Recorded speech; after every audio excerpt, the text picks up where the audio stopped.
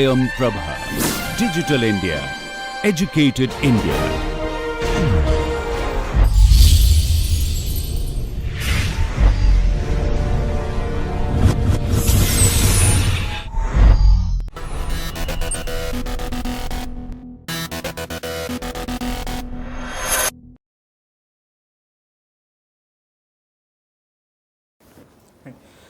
So this is a very the different kind of learning than what we looked at in ML, right? So so in machine learning we looked at familiar modes of machine learning where the idea was to learn from data. So you had given a lot of data as training instances for you, and essentially you were trying to learn from those training instances as to what to do, right? And there were different kinds of problems that we are looking at. So one was supervised learning problem, in which we were looking at classification and regression. So in the machine learning class, we looked at learning from data, right, primarily. So one of the models we looked at was supervised learning, right, where we learned about classification and regression. The goal there was to learn a mapping from an input space to a output, which could be a categorical output, in which case it's classification. It could be a continuous output, in which case it was called regression, right. So if you haven't been in the ML class, don't worry about it, right, because this is just to tell you that RL is not whatever you learnt in the ML class, okay. So if you haven't learnt anything in the ML class, then you don't have anything to unlearn, so don't worry.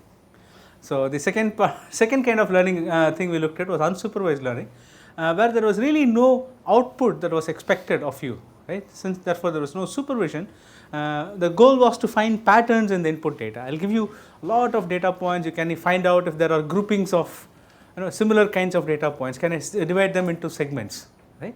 So that kind of a thing was called clustering, right? Or you were asked to figure out if there were frequently repeating patterns in the data, right? And so this is called frequent pattern mining, or derived problem. There was association rule mining, and so on and so forth, right? So people have heard me give this analogy multiple times before, but this is the most apt one. How did you learn to cycle? Right? So was it supervised learning? Yeah, okay. How did you learn to cycle? Did somebody tell you how to cycle and then you just followed their instruction? Okay, first of all, do you know how to cycle? Yes? Do you know how to cycle? Yeah, you? Yes, okay. How did you learn to cycle? Fell down a couple of times, and that automatically made you cycle. You have to actually figure out how to not to fall down, right? So falling down alone is not enough, but you have to try different things, right? It's not supervised learning, right? It's really not supervised learning, how much ever you think, because now that I have given this talk multiple times, people are getting wise to it, right? Earlier when I used to ask this, people used to say, of course it's supervised learning, my uncle was there holding me, or my father was telling me what to do, and so on and so forth, right? At best, what did they tell you? Hey, look out, don't fall down, right? So that doesn't count as supervision, right? So, or keep your body right, keep your body up, or some kind of very vague instructions was what they're giving you, right? Supervised learning would mean that, so you get on the cycle, somebody tells you, okay, now push down with your left foot with 3 pounds of pressure, right? And move your center of gravity 3 degrees to the right, right? So this is, so somebody has to give you exactly what is the control signals that you have to give to your body in order for you to cycle, right? Then that would be supervised learning, right? If somebody actually gives you supervision at that scale, you would probably have never learned to cycle, if you think about it, right? Because it's such a complex dynamical system. If somebody gives you control at that level, like gives you input at that level, you'll never learn to cycle. And so immediately people flip and say that it was unsupervised learning, right? Because yeah, of course, nobody told me how to cycle, therefore it's unsupervised learning. So if it is truly unsupervised learning, what should have happened is, you should have watched hundreds of videos of people cycling, figured out what is the pattern of cycling that they do, okay, and get on a cycle and reproduce it, right? So that is essentially what unsupervised learning would be. You just have a lot of data, right, and based on the data you figure out what the patterns are, and then you try to execute those patterns. That doesn't work, right? You can watch hours and hours of somebody playing flight simulator, you can't go and fly a plane, right? So you have to get on the cycle yourself, and you have to try things yourself, right? So that's the crux here, right? So what it's how do you learn to cycle is neither of the above, right? It's neither supervised nor unsupervised. It's a different paradigm, right? So the reason I always start out my talks, not just in the class, but in general when I talk about reinforcement learning, is because people always talk about reinforcement learning as unsupervised learning, right? Which always really irks me, because it's not unsupervised learning. Just because you don't have a classification error or a class label doesn't make it unsupervised learning. It's a completely different form of learning. And so reinforcement learning is essentially this mathematical formalism for this trial and error kind of learning, right? So how do you learn from these kinds of minimal feedback? You know, falling down hurts, or somebody, your mom or somebody stands there and claps when you finally manage to get on the cycle. You know, that's kind of a positive reinforcement. Where you fall down, you get hurt, right? That's kind of a negative feedback. How do you just use this kinds of minimal feedback and you learn to cycle? So this is essentially the crux of what reinforcement learning is about, trial and error, right? So the goal here is to learn about a system through interacting with the system, right? It's not something that is done completely offline. Okay, you have some notion of interaction with the system, okay, and you learn about the system through that interaction. Reinforcement learning originally was inspired by behavioral psychology, right? So one of the earliest reinforcement systems that was studied was the Pavlov's dog. How many of you know of the Pavlov's dog experiment? What is the Pavlov's dog experiment? And Pavlov, he tried to give food to dog, and whenever he gave food to dog, it started salivating. And he rang a bell in association with whenever he is going to give food to dog. Okay. So whenever like he just started ringing the bell, the dog started expecting the food and it started salivating. So that is called a conditioned reflex. So when the dog looks at the food and it starts salivating, right, it's a primary response, because there is a reason for it to salivate on the sight of food. Any idea why?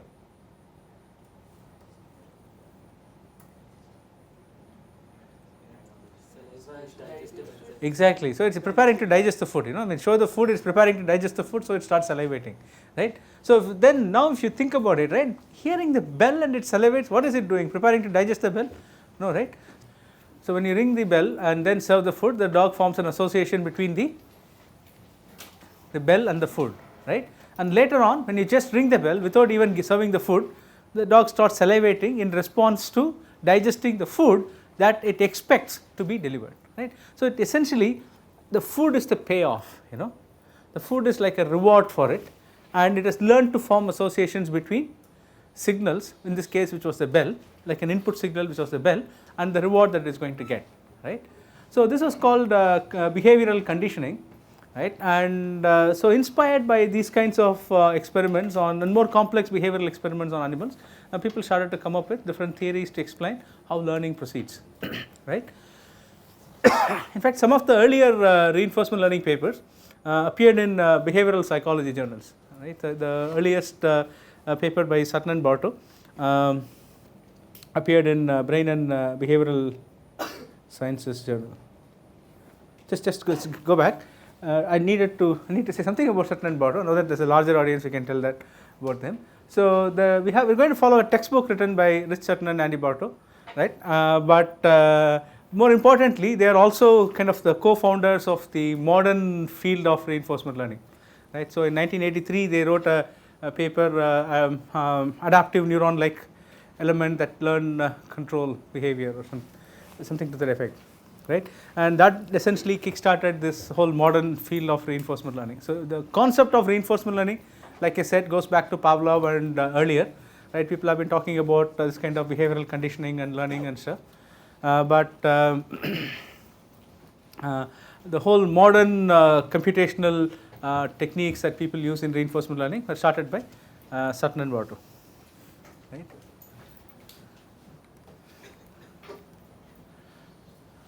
So what is reinforcement learning, right? So it's learning about stimuli, right? The inputs that are coming to you and the actions that you can take in response to it, right? Learning about the stimuli only from rewards and punishments.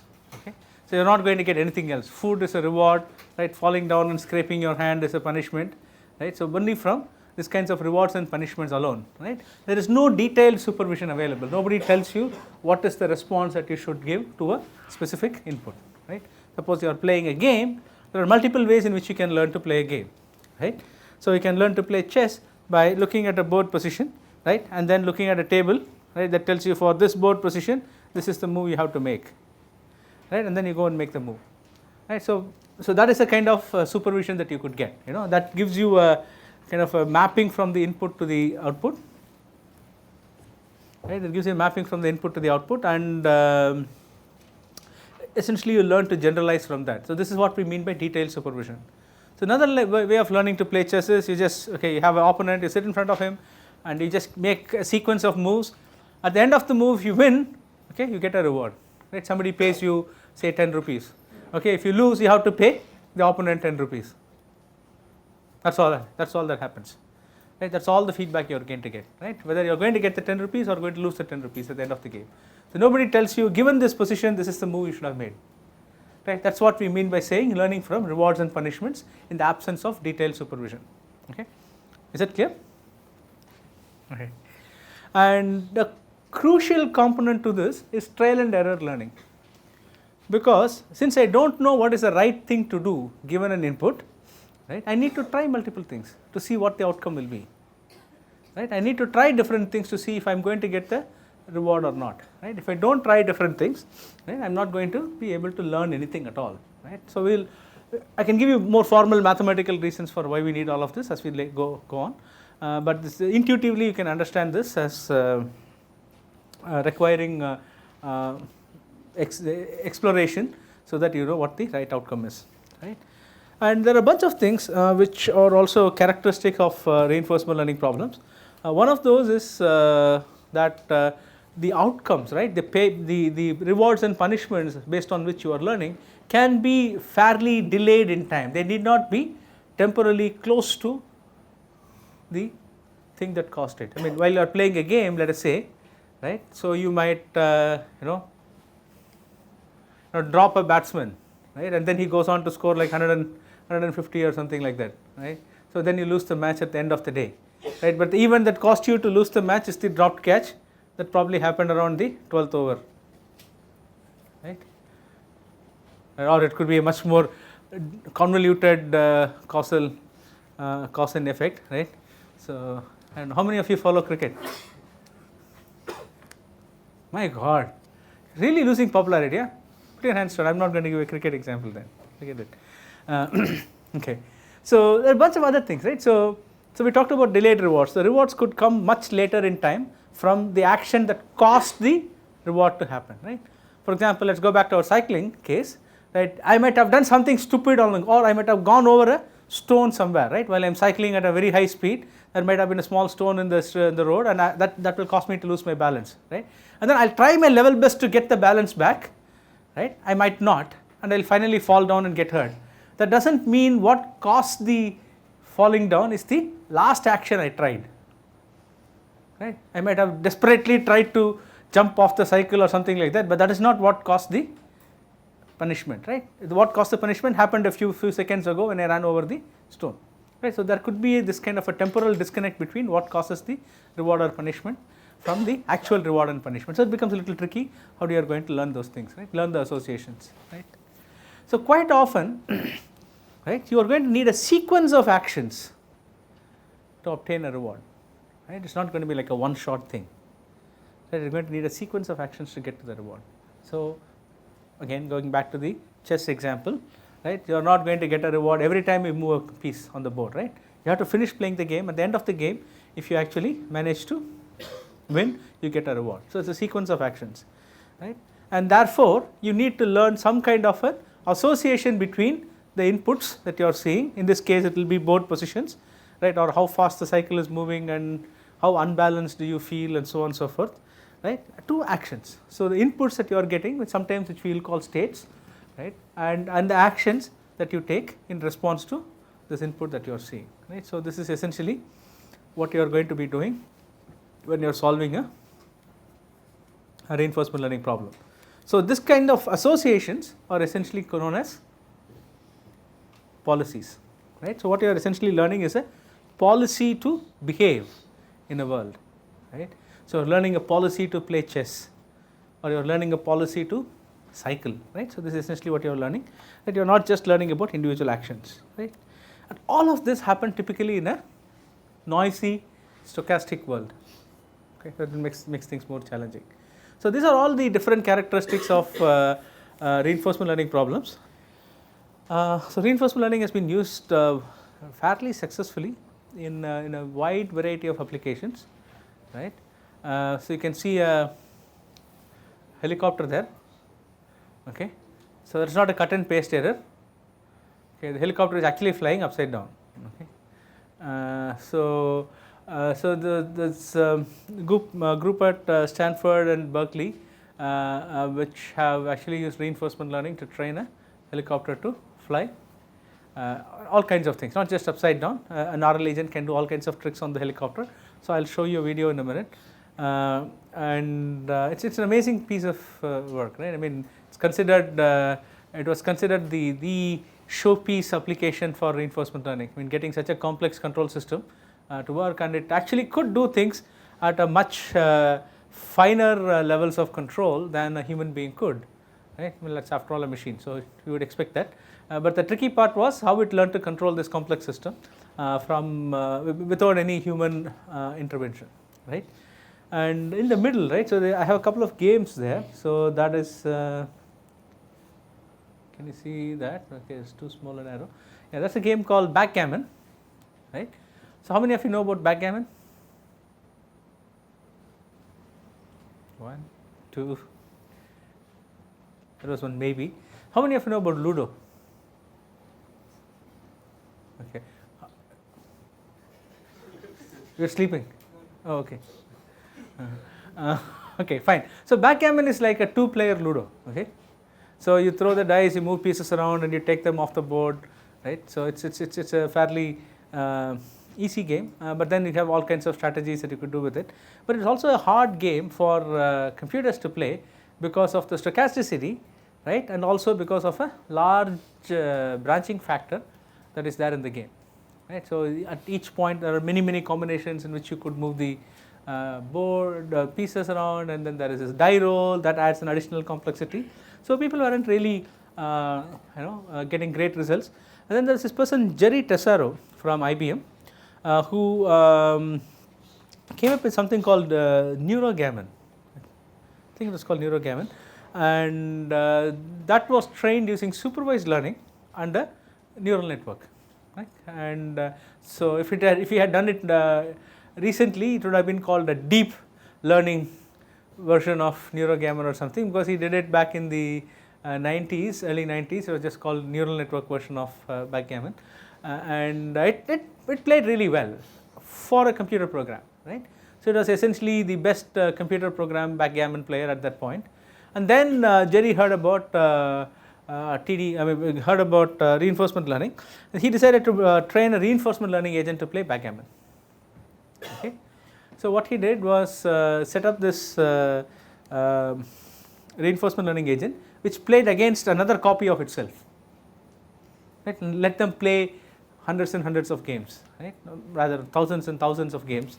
So, essentially what they did was, so you train one copy for like 100 games or something, then you move it here, right, freeze it, and then continue learning with it. So, essentially what was happening, as you learn, you are playing against better and better players. Gradually your opponent was also improving, right, and then so this was called self-play, right. So, he trained backgammon using self-play, and it came to a point where the TD gammon, as he called it, was even better than the human player of backgammon at that point in the world, right. So, they actually had a head-to-head challenge with the human champion. There is a world championship of backgammon, it's apparently very popular in the Middle East, and people actually have world championships. There is a world championship of backgammon, and so he challenged the human champion, which IBM seems to do a lot, right. I mean, they challenge Kasparov to matches and things like this. So, he also challenged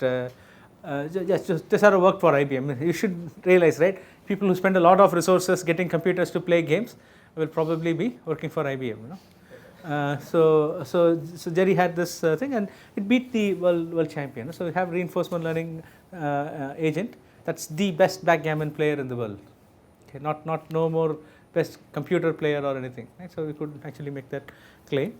Right? And there's another game there, which is a snapshot from the game of Go. Right? So people have played Go. Oh come on! Usually there's at least 1 or 2 people who have played Go.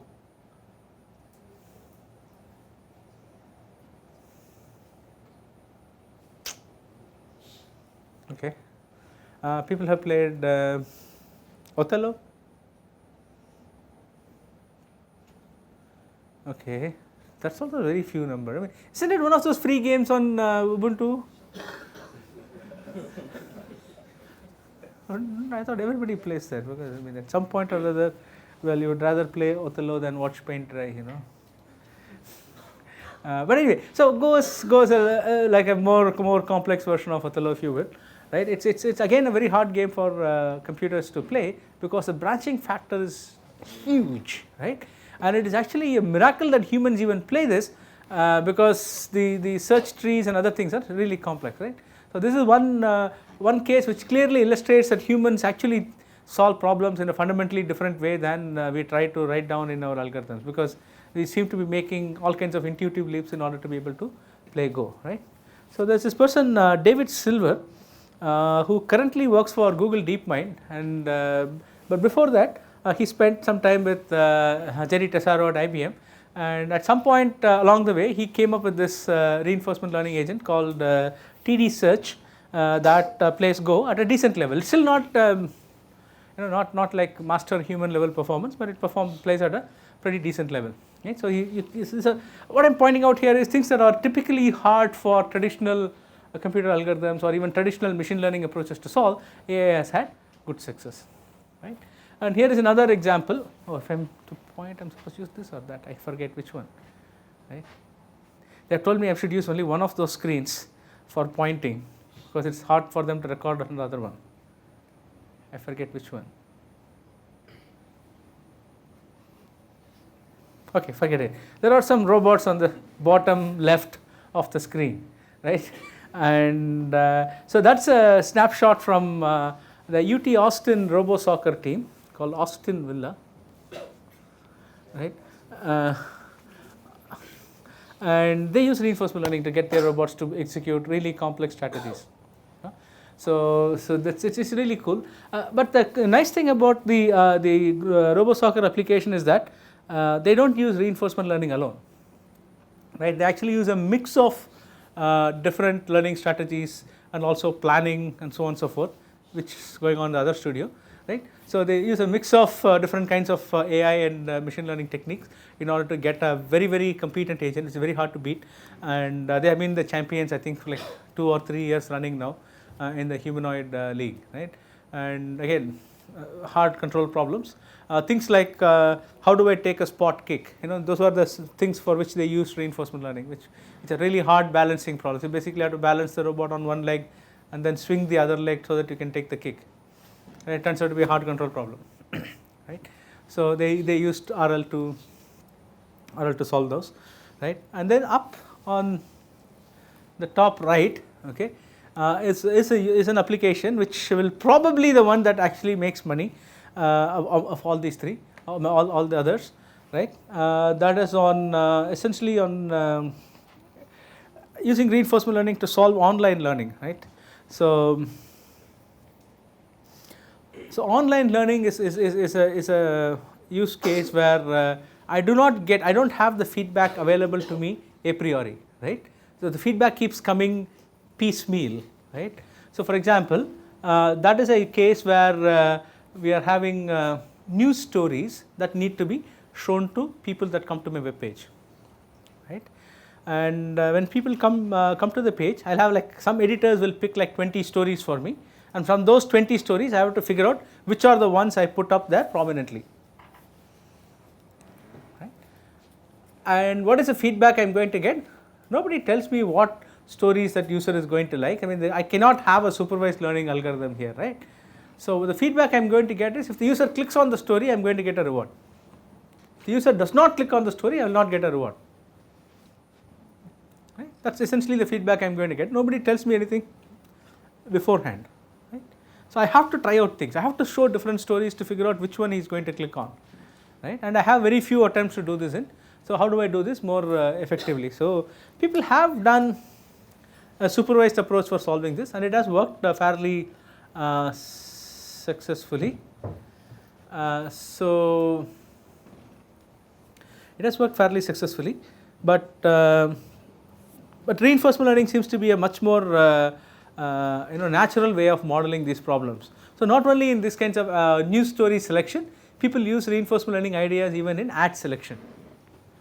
Right? So how do you see some of those ads that you see on the sides when you go to Google or some other page, right? So how are those ads selected? So there might be some very basic economic criterion for selecting a slate of ads. Okay, here are these 10 ads which would probably give me the right payoff, right? And then you can figure out which 3 of those 10 am I going to put here, and things like that. You could use a reinforcement learning solution for selecting those, right? Of course, there's this whole field called computational advertising, right? It's a lot more complex than what I explained, but RL is a component in computational advertising as well, right? Okay, here is the video courtesy Andrew's web page. Do people recognize the guy there? Yeah.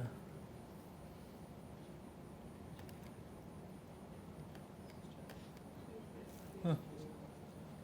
Okay.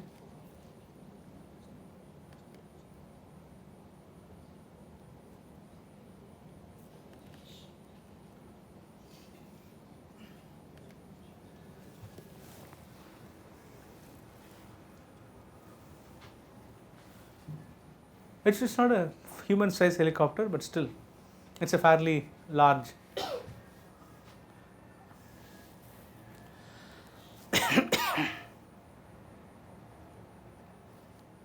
Amazing, huh?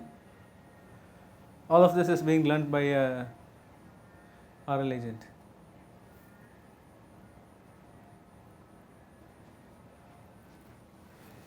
So this goes on for a while. So we'll stop.